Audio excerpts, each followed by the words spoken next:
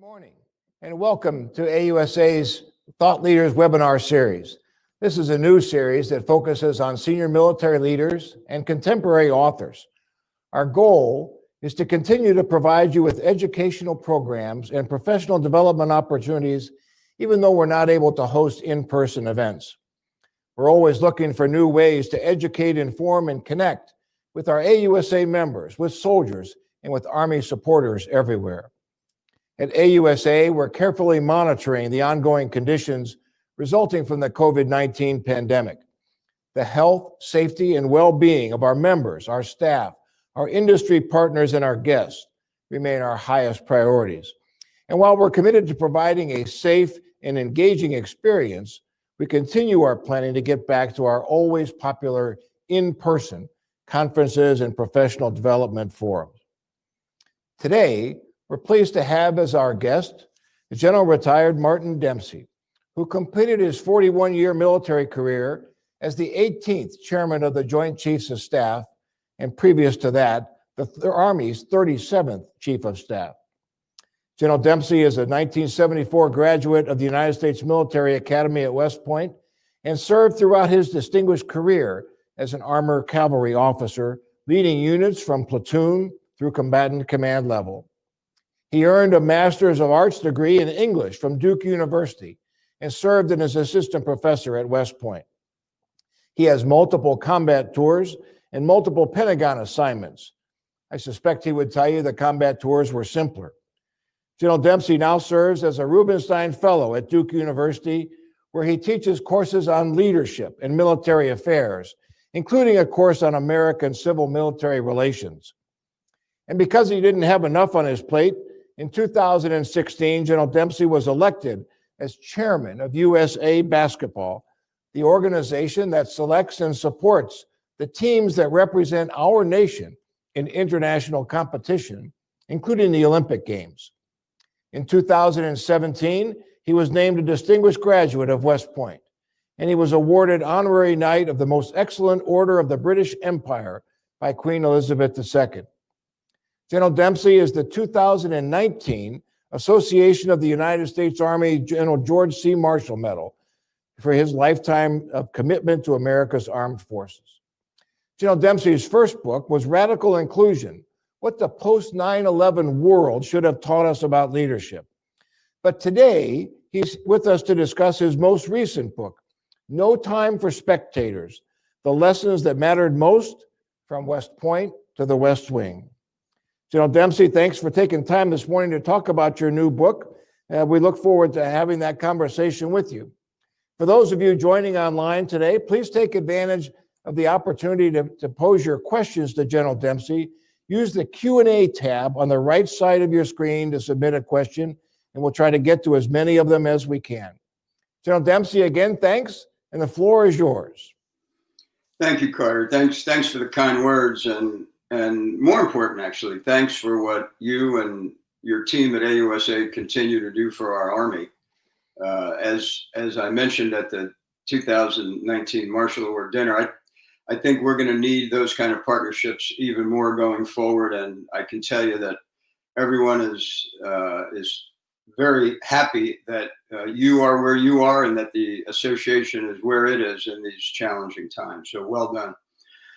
I think what I want to do with my time before we get to the questions and answers is kind of reflect a bit on what's happened since about 2014. And I'll tell you in a moment why I think 2014 was a bit of a turning point for our country, actually. And I think I can make that case, but we'll see. And I do want to thank you as well for giving me the opportunity to appear today. When I was still serving, I would go to places like the National War College, the Army War College, to Fort Leavenworth. And by the way, I would do that with all the services. And typically I'd get questions about what are the most important attributes for leaders today. And one of the attributes that I described was being a sense maker. You know, there's in the era of ubiquitous information and complexity and intense scrutiny on leaders, I think it's really important that leaders continue to learn, continue to try to help those with whom they're entrusted to understand things in our particular expertise, but just to make sense of things going on around them. And so you're giving me a chance today to try to live up to my own challenge, which is to be a bit of a sense maker, and we'll see how that goes for me.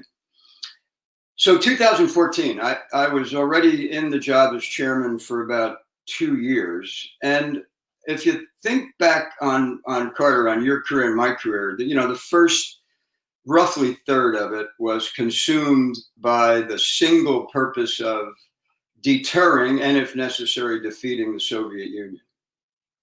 And then in the 90s, there was a bit of a gap, really, in terms of identifying our threats and our risks. And so during that decade, we took stock of the kind of formations we had and a stock in what we thought we needed to do with them. And those years were mostly the decade of the 90s, of peacekeeping and humanitarian relief. And then, of course, 2011 began the period of a single focus on terrorism, the global war on terror. What happened in 2014, though, was really fascinating, and more fascinating looking back at it than it was actually trying to live it.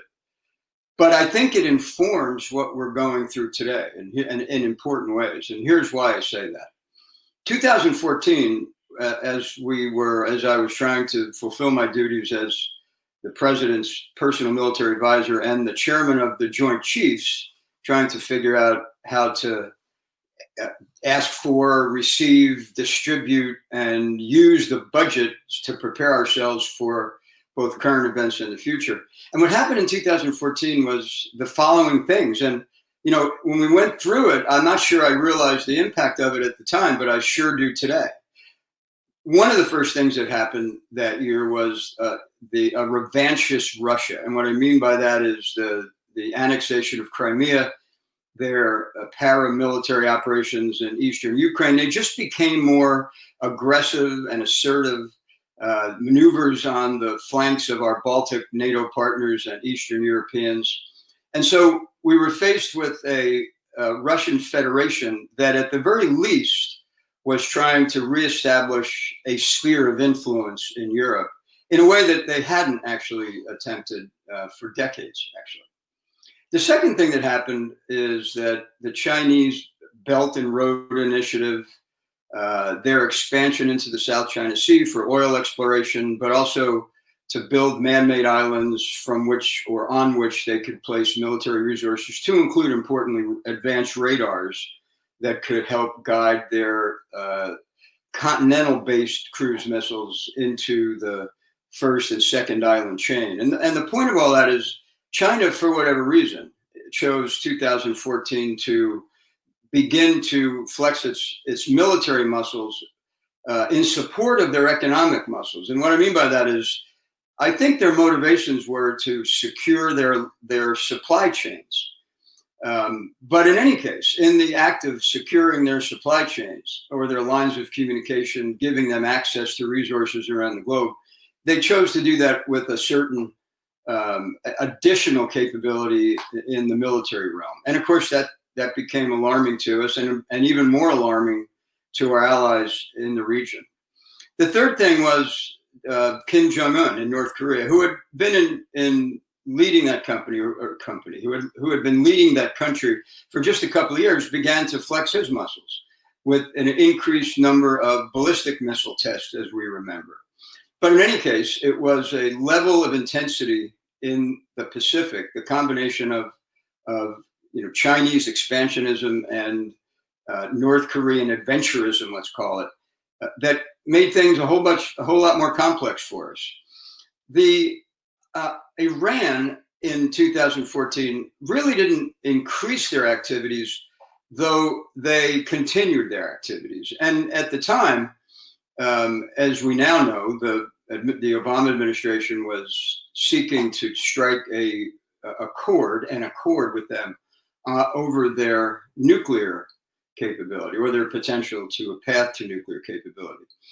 And so dealing with Iran in those days, trying to balance our efforts against their malign activities while at the same time finding potentially a diplomatic path to reduce the threat of nuclear proliferation in the Gulf, was very complex. And then, of course, we can't forget that it was 2014 that ISIS, the newest radical ideology in the Middle East, began its march across northern Iraq. And the ISIS ideology was different. It wasn't the same as Al-Qaeda. It was much more extreme, with a much darker view of the future, and had no interest whatsoever in finding a way to reconcile with either the Syrian people, the Iraqi people, or anyone else in the world. And so what we had in that one single year was Russia, China, Iran, North Korea, and ISIS. And then on top of that, it was really the first year where we saw the ability of nations to conduct cyber attacks that were destructive in nature, not just proprietary or knowledge theft, but actually the destruction of infrastructure, when we saw the attack on Sony by the North Koreans. And so cyber began to become a vulnerable domain in a way that it hadn't been before. And now, of course, we know it is. But again, it was 2014.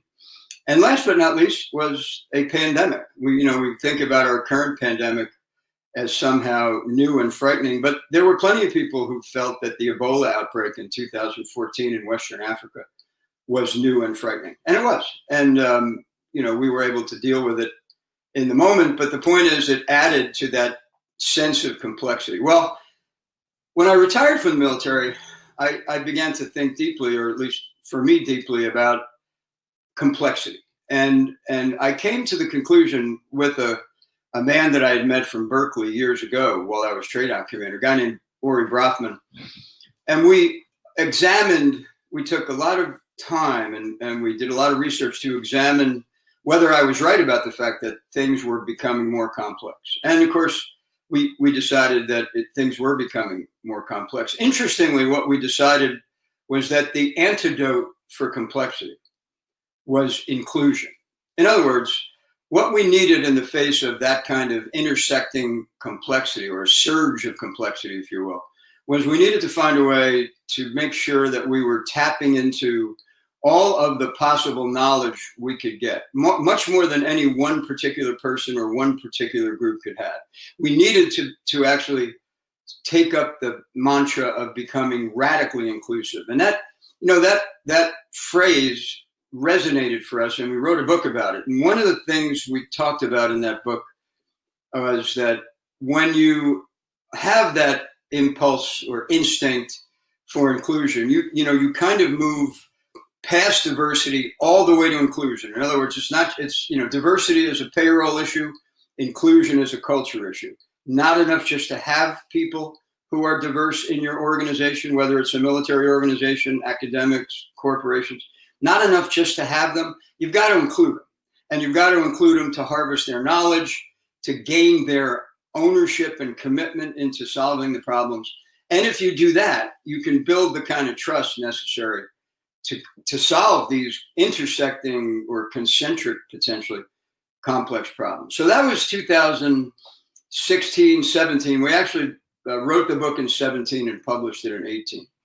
Almost as soon as I finished writing the book, I realized that we had only addressed one side of the equation. Our book was focused like a laser beam on trying to help leaders understand their responsibilities. But if you're going to be truly inclusive, you have to account for the other side of the equation, which is to say those who follow. And so I began trying to think back in my own life how I learned to be the best follower I could be, how I learned to be the best advisor, the best trusted advisor I could be throughout my career. And if you think about it, most of us spend the majority of our lives in positions where you're following. You only spend a fraction of it. You only achieve a leadership role episodically, and it accounts for really a fraction of the time that you spend following.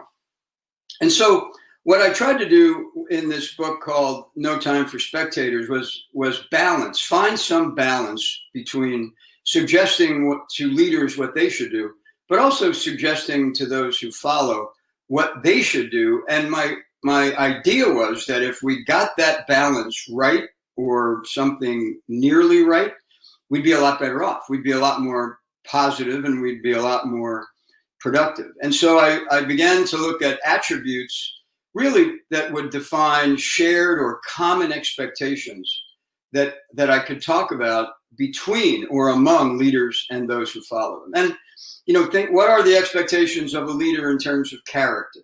What are the expectations among followers on the issue of character? I'm not sure we talk about that enough. What are the expectations among leaders on loyalty? How does a leader define loyalty? And just as importantly, how does someone who follows them define loyalty? And loyalty, as you know, is a two-way street. And if it's not discussed, if the issue of loyalty is not kind of unpacked and twisted and turned to understand it, we won't get it right. For example, disagreement is not disloyalty until decisions are made.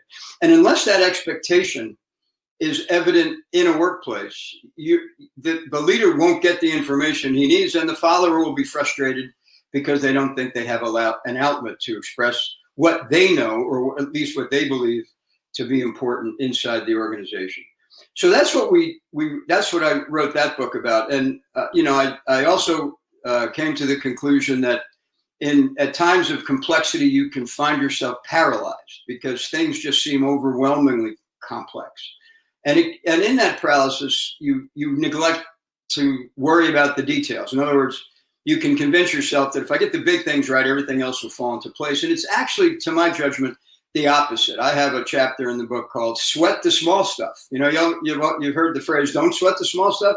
I don't think so. I say sweat the small stuff as the foundation on which to build the rest of what you're trying to accomplish. I use a John Wooden quote in there that says, "Be quick, but don't hurry." Because what I found in some of the crises that I dealt with is you'll be pushed to hurry, especially in the era of social media. And yet in hurrying, you can outpace the ability of the organization to keep up with you. You can also be neglectful of change. If you're hurrying, you're not looking for change. And if there's one thing we should all have learned over the last 3 months, is that we ought to be looking around to see what's going to change next, because it will. And so I have a chapter that describes this idea of being quick but not hurrying. And then the two that I had the most fun with, but that were actually the hardest to write, was I think that a common expectation among leaders and followers ought to be a sense of sensible skepticism. We ought to encourage a bit of sensible skepticism. And I can't describe that fully in a 30-minute series of remarks on a webinar. But what I mean by that is there's so much information now, much of it contradictory. And unless you develop an instinct for a little bit of skepticism, and then the work that follows skepticism, which is, okay, now I'm going to try to figure out why I'm skeptical about it. It has something to do with experience and something to do with instinct and something to do with the commitment to learning. But I think sensible skepticism among leaders and followers is really a good idea. And the last one is responsible rebelliousness. We all know, or most of us know, and most of us have seen, that innovation normally occurs when someone in the organization pushes against the existing boundaries. So you're not going to find the term responsible rebelliousness on an organizational chart of organizational values. I don't think. But you might find it, and maybe we should actually try to find it, in the culture, in the climate that a leader sets, a culture of an organization, the climate that a leader sets, so that those who follow know that they can try to push on the boundaries to see if they can get things done better, not for themselves, but for the organization. And so this idea of responsible rebelliousness, I think, is an important one for the world in which we find ourselves. Okay, now here's the thing. 2020, I talked about 14, my experiences. I talked about the book we wrote in 18. Here we are in 2020. And if you think about it, we're doing everything I just described. The Army in particular, but the other services as well. It wasn't as though on March 13th, everything we were doing up to that point could go on the back burner. So everything we were doing, we still had to do. On top of that, though, we've got this pandemic, COVID, and the disease, COVID-19. We've got an economy that, many of you live in Washington, D.C. You pick the adjective. It's certainly suppressed, repressed, struggling, whatever it is, how you describe it. the economy is under pressure. We've got issues related to race that, frankly, we've tried to solve in the past and failed, and we have another chance now. And then finally, of course, we've got an erosion, I think it's fair to say, of international bodies. You know, a loss of faith in the World Health Organization, or you know, a loss of commitment to NATO potentially. I mean, I'm not involved in those discussions, but from the outside, it feels as though that international organizations are under pressure. Well, what's different today, I think, 2020, is that the complexity of 14 and 18 that I described has certainly increased. And along with it, we've now got a very unhealthy dose of fear combined with it. I say unhealthy because fear is never a healthy thing. Fear can paralyze as well. Fear can erode trust. And if you think about it, we're all afraid of the pandemic. I'm afraid that I'm going to catch it. I'm afraid I'll give it to my family. I'm afraid that my relatives might get it. I'm worried about the economy, and I'm retired now, but I've spoken to some graduates, some graduating classes who are fearful about whether they will have a place in our economy. You know, even their classmates or their friends from 2019 entered a very different economic market. And so they're fearful. Issues of race create fear, all kinds of fear, some of it rational, some of it irrational, but it creates fear. And if you're around the world looking in or in here looking out, you got to be a little fearful about whether the stability that, you know, has been hard-earned since post-World War II is going to hold. Well, here's the other thing. I said that the only antidote to complexity is inclusion. The only antidote to fear is belonging, is the ability of leaders to establish a climate, to build an environment in which people feel like they belong, have a degree of trust, and with that feeling of belonging and that feeling of trust, they find the courage to overcome their fear. But developing that sense of belonging is literally the only antidote to fear. And that's what we've got to confront, is how to deal with the fear that has been added to the complexity that already existed, so that we can figure out what's next. So what's next? Well, great power competition, the future of our alliance system. I'm talking military now. There's plenty of things if I were going to go down an economic path with you, but great power competition and alliance structure. The defense budget is very uncertain at this point. I mean, the next one probably looks manageable, if you will, and I don't have the definition of manageable the way I did when I was putting them together myself. But I got to believe that there'll be downward pressure on the defense budget in the out years because of the economic struggles we're experiencing now. The military-industrial complex, you know, Eisenhower worried that it would get too close. I actually now worry that it won't be close, that it could actually drift apart, either because the people who are in the workplace in places like Silicon Valley will lose faith that we, the military, are using their technologies for the reasons or for reasons they don't agree with. And unless we work on including them in our decision making and in our rationale, and unless we build a sense of belonging inside the military industrial complex, it could actually drift apart.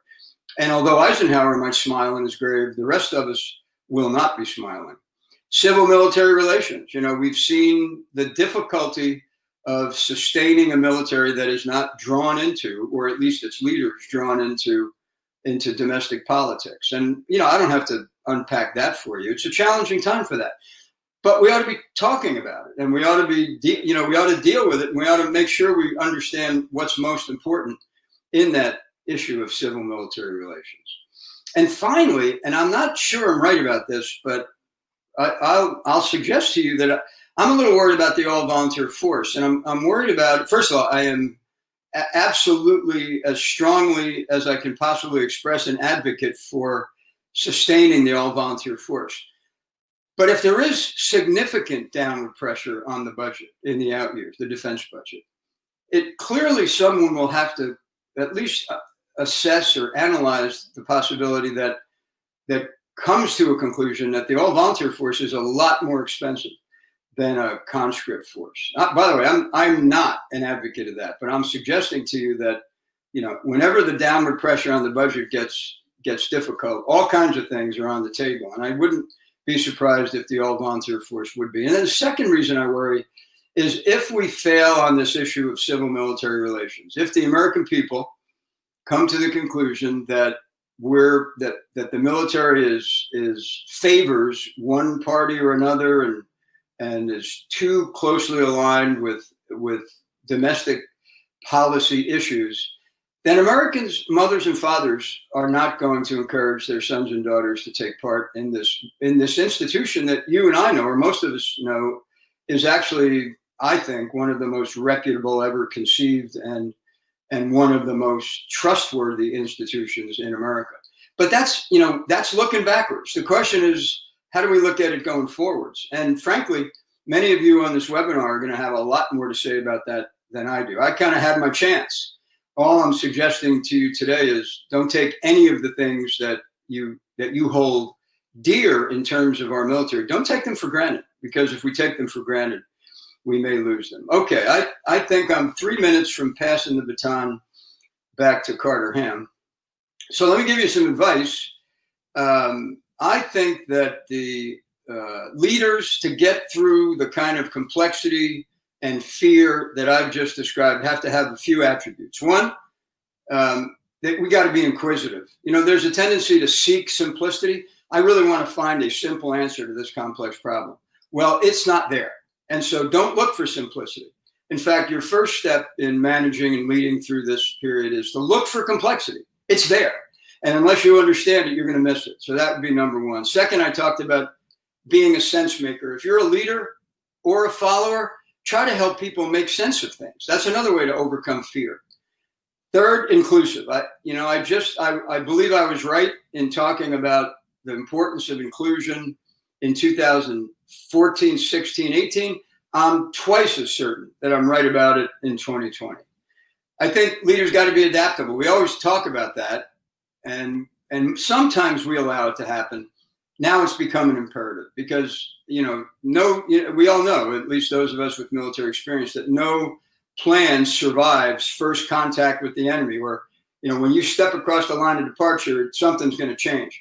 Well, I mean, if we don't agree on that right now, when we see 3 different crises over 3 months, a pandemic, an economic struggle, and now race, if we don't believe that these things can interact in ways that we just sometimes can't imagine, then we're really, then we got no hope for next month. So I think we need to look for complexity because it's out there. Poise.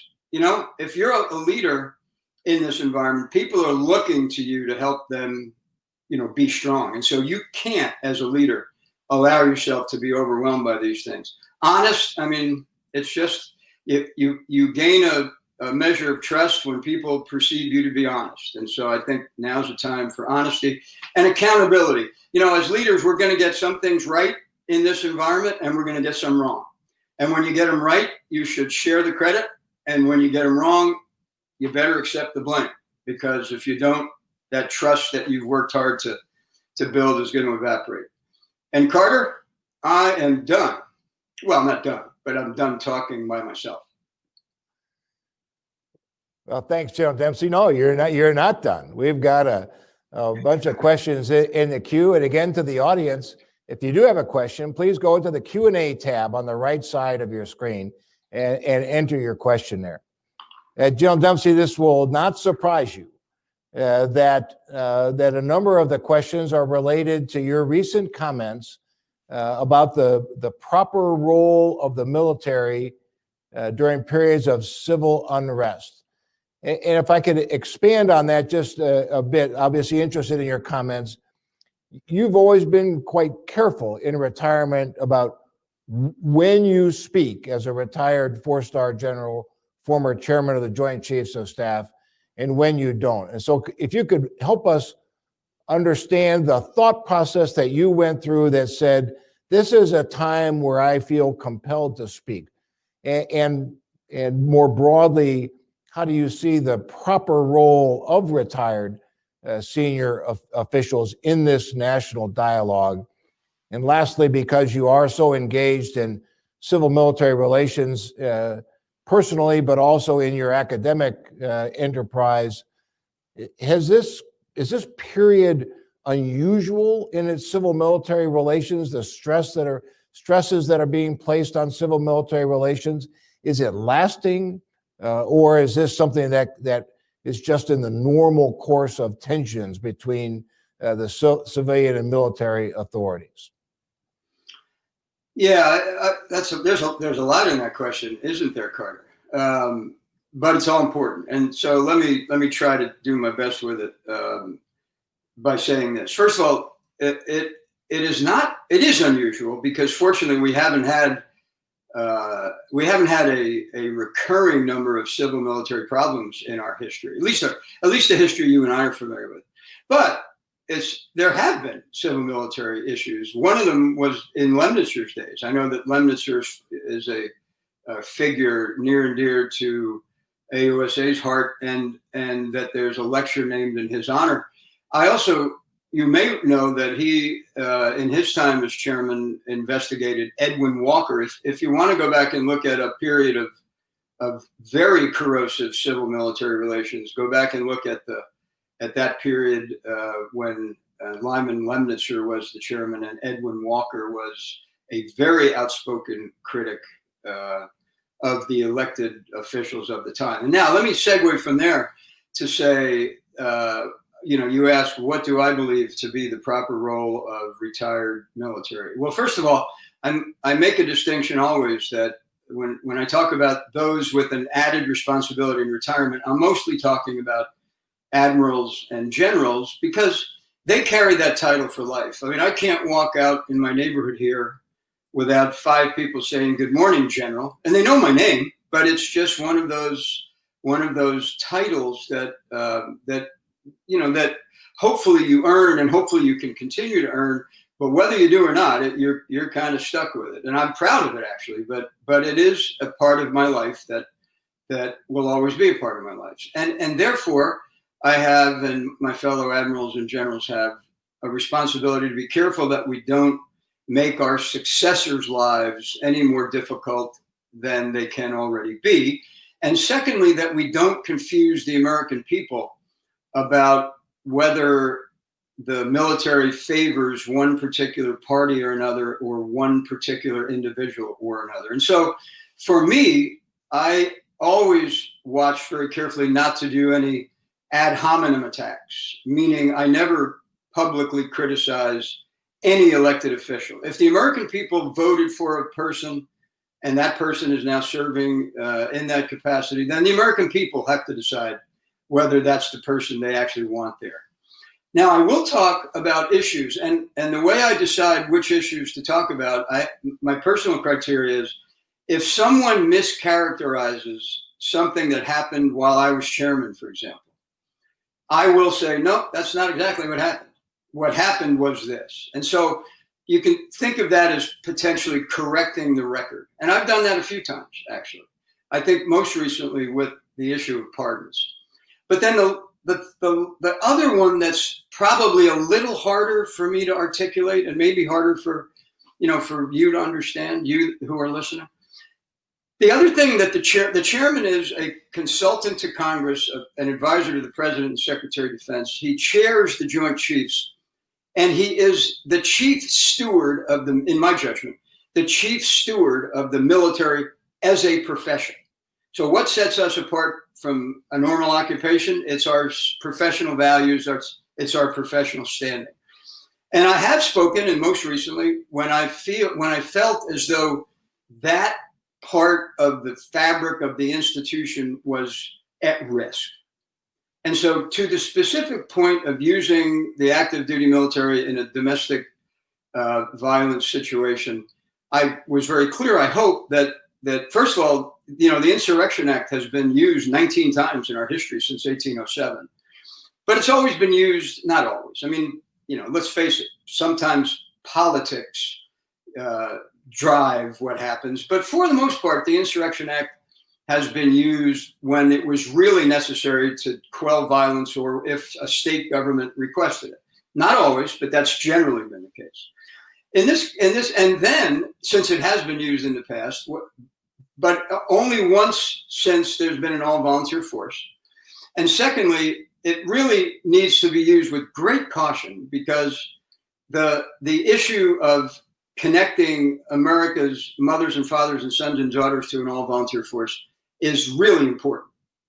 And so what I was cautioning was a great deal of caution, and I was suggesting that that point had not been reached yet. Others could choose to decide otherwise. And therefore, in the balance of using the military to quell domestic violence, or keeping the military out of domestic issues so that the civil-military relations can remain solid, I tried to find that balance. Did I? I don't know. Others will decide. But that's why I felt like I wanted to say something. And by the way, it's important. I hope it is for me. I wanted to say something before the decision was made. I didn't want it to happen and then sit on the sidelines. Well, I probably wouldn't have chirped about it if it had already happened. I thought that potentially I could contribute to the conversation rather than get behind it and then be critical of it. No, thanks. It's a complex issue, to be sure, and the dialogue continues. I think there is a role for retired former senior military officers, the generals and admirals that you speak of.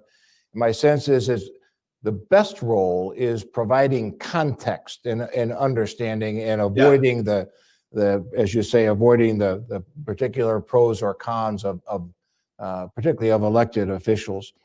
That could a question. You talked a bit in your remarks about the budget, and we got a question about the budget. Of course, during your tenure, you had to deal with the threat of sequestration and all of the rest of that. I do recall in a congressional hearing a comment that you made, which has stuck with me, when being pressed on the defense budget, and your response was, the armed forces of the United States are neither the cause of nor the solution to the nation's budgetary challenges.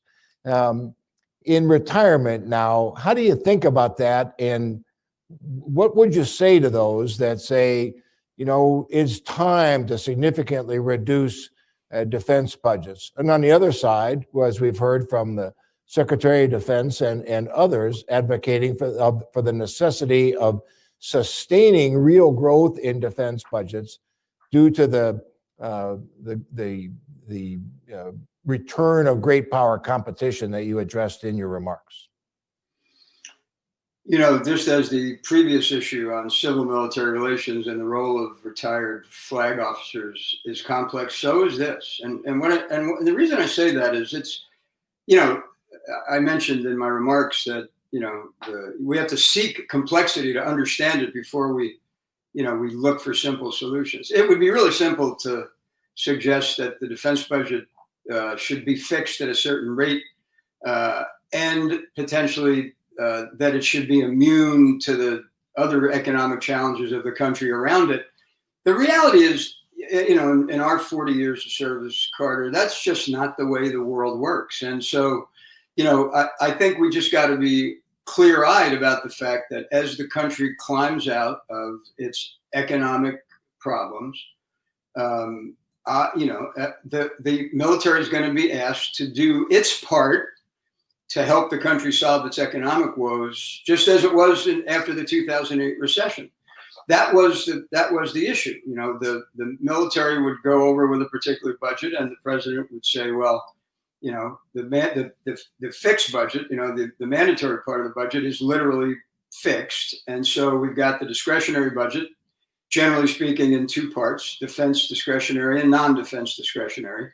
And the question that the president, any president, by the way, past, present, and future, has to balance is literally how to weight the defense discretionary budget and the non-defense. And in non-defense is everything from education to transportation to public health.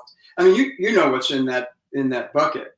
And so it's just highly unlikely that the defense budget is not going to be affected. No matter how much we argue about what the rest of the world is or isn't doing, the problems that politicians deal with generally begin at home. and that's going to be the case again. So where does that leave us? Where it leaves us is we better be persuasive in what we need. We really need to be disciplined in what we ask for. I mean, I think we always try to do that, but when at times like this, that becomes even more important. And we got to be able to articulate risk. And risk. I found that the two things that were hardest to articulate for me in my time, which I suspect any of my predecessors or successors would say the same, are risk and readiness. Because they've got so many different aspects that contribute to them.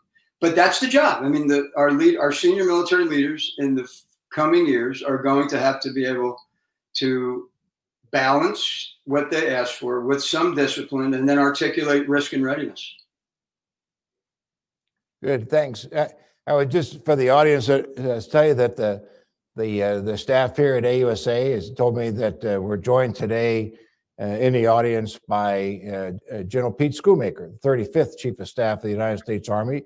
In a shameless sucking up, General Schoonmaker, thanks for joining us. And thanks many years ago for selecting me to go command the Big Red One. That remains a great highlight. We're honored that you've joined us. So maybe, General Dempsey, if you got time for two more questions. Sure. So interesting question related to the book. Leaders aren't just leaders and followers aren't just followers. You're both almost all the time. And so how do you reconcile those two roles to be a good follower and be a good leader? And a related question, as you look back over your Army life, who was a most effective mentor for you?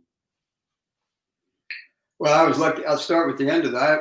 I would like also to say hello to General Schoonmaker. And, he was a mentor to a whole bunch of us in those early days in Operation Iraqi Freedom. But in terms of this issue of leading and following, my observation, Carter, is that the best leaders learn to follow first and were adept at following. So when you're following, you have to, you have to try to put yourself in the lead. You should try to put yourself in the leader's position. And for example, in my dealings with the president, there were times when I needed to go across the river and try to get something, but I would always try to understand what was going on in the White House, what other issues were impacting on the Oval Office, before I went over and, just added to the complexity. I mean, what I tried to do is pick my spots and to be concise and persuasive. So in respect of what the leader's going through. So I think if you can develop a certain empathy, on both sides, the leader empathetic with what the followers are going through, the followers empathetic about what's going on in the leader's life, you're going to have a better, more positive and more productive relationship. So I really believe that both sides of the equation have to be addressed. I don't know whether I would say equally, but they have to be addressed. And most times, I think, as I reflect back, I don't think I really understood that as early in my career as I would like to. I had great mentors. I mean, if I start naming them, I'm going to leave someone out and then feel guilty about it later. But I really did have great mentors. What was interesting, Carter, is that the more senior you become, you probably experienced this too, is, all of a sudden you get to the point where you don't have too many mentors who are senior to you. It becomes your peers and, interestingly, people who are junior to you that give you the kind of advice and constructive criticism that you need. Yeah, thanks, General Dempsey. I would absolutely agree with you. Some of my best mentors wore stripes, not stars. Yeah. That was very important. So one last question before we get ready to transition out, and related a bit to the current circumstance. General Milley, in his comments to the National Defense University, kind of decried the paucity of senior officers of color at the most senior ranks. It just saw the Senate has confirmed the first African-American service chief, General C.Q. Brown, to go to the Air Force. The Army has one African-American four-star. I think, challenges obviously in the other services as well.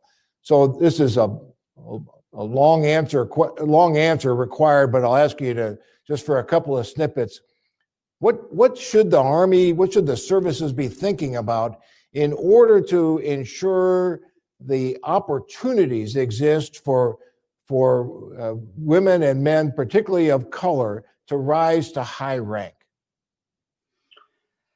Well, I mean, I'm glad you added there at the end of your question, the issue of women as well. One of the reasons you recall this, one of the reasons we opened up combat arms to women is that it was very clear that combat arms is the path to becoming a senior military leader, general or admiral.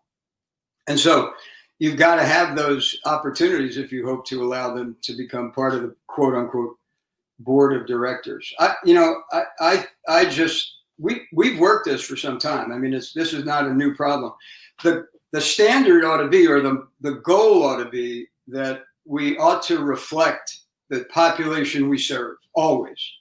And so, when you look at how we recruit, junior soldiers, enlisted soldiers, all the way up to and including how we select our generals and flag officers, that ought to be one of the guideposts. Are we reflecting the society we serve? And clearly there's places where we're not. As for what's to be done about it, there's, I've commissioned studies, I've taken results of studies. I wish I could tell you we broke the code on my watch. We didn't. I look back on it and wonder what more we should have done in our time. I think we've made some progress, but again, unless you have, unless we ourselves are interested in it. But let's face it, the Congress of the United States, who are by Article 1 of the Constitution responsible for raising and sustaining the armed forces of the United States, and therefore should have an interest in this.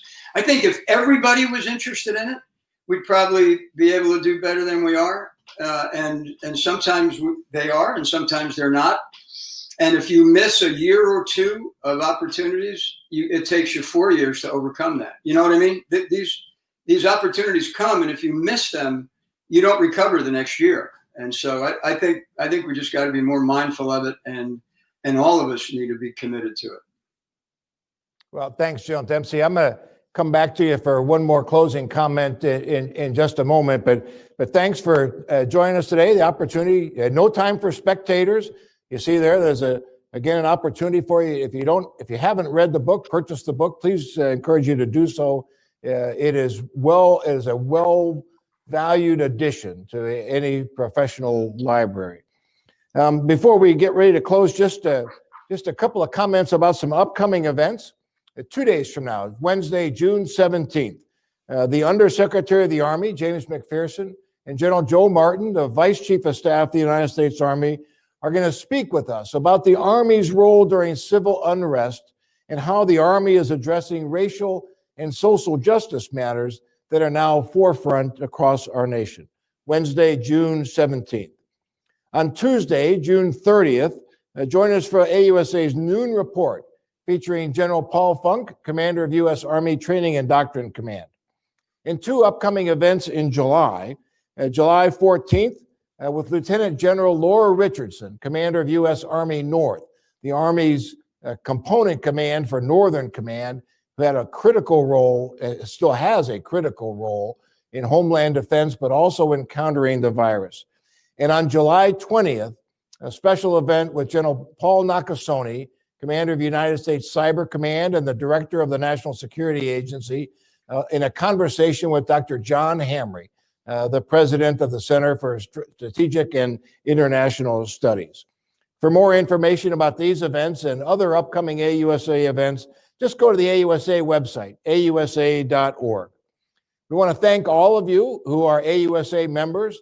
It's stunning to me that there are probably some watching today who are not AUSA members. We need you to be AUSA members. Again, easiest way is just go to the website, ausa.org. It's simple, it's easy, it makes a difference and allows us to continue to support the greatest land power on the face of the planet, the United States Army.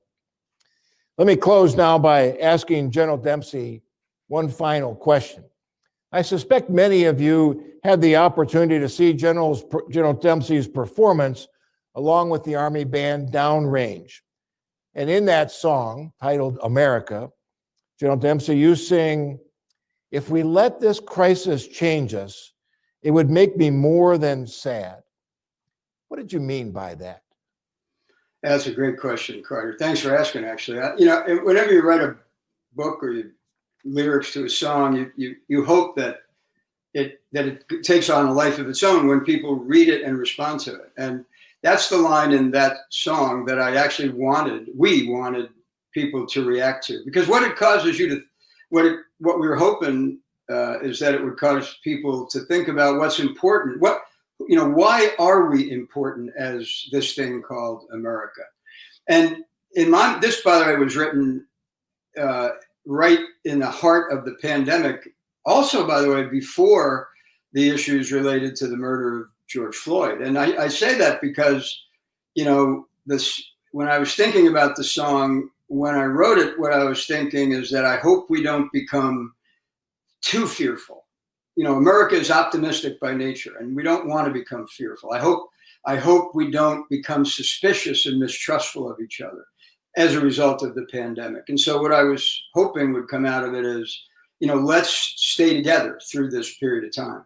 Interestingly, though, since the issue of the racial issues related, that we're finally trying to come to grips with, there are some things we ought to change, actually, when you think about it. And so the song, any song to be, worth anything will grow and transform itself. Same with a work of literature, for example, as people relate to it in their own lives. But that's what we were thinking about, is how can we get people to think about what it means to be America? And I hope it had that effect.